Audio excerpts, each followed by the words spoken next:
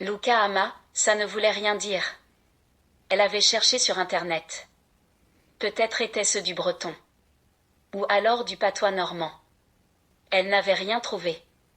Sans doute n'était-ce que la première syllabe de 3 prénoms. Louise, Catherine, Mathilde. Le cas étonnait, surtout en 1900. Quand était née Catherine Hepburn après tout?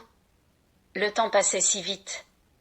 Et 120 ans plus tard, Louise, Catherine et Mathilde mortes ou encore vivantes, mais obligées de vendre la maison familiale, les 3 sœurs restaient un temps dans l'indivision après la mort de la mère, mais tant que la sœur célibataire y vivait, les autres n'avaient pas réclamé leur part d'héritage, du moins pas celle de la maison.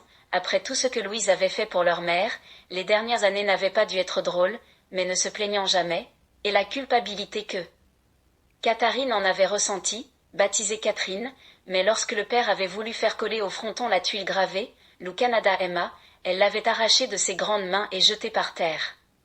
Le carrelage en portait encore l'éclat. Elle avait crié et pleuré, elle n'était plus une petite fille, elle exigeait qu'on écrive son prénom avec un K. Une pareille détestation de son prénom, allait savoir d'où ça lui venait. Ou alors déjà ses rêves de grandeur, sortir du lot, se faire remarquer.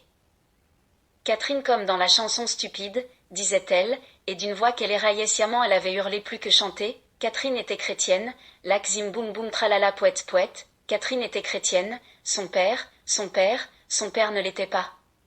Avec des mimiques hideuses qui tordaient son joli visage, avant de passer à l'argument de la Sainte Catherine, coiffée Sainte Catherine, accusant ses parents de l'avouer au célibat, comment de ce c'est de Catherine il la clouait au pilori, ce c'est bien visible de la rue par tous ceux qui passaient avenue Vauban.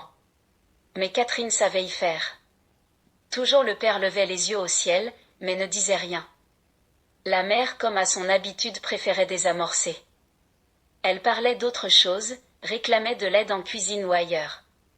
Mais elle avait eu gain de cause, Catherine, et le cas figurait toujours au début de la seconde ligne sur la tuile remplacée, légèrement enfoncée dans le crépi qui avait été d'un doux rose. Et celle qui était restée célibataire, ce n'avait pas été elle, en définitive, mais Louise.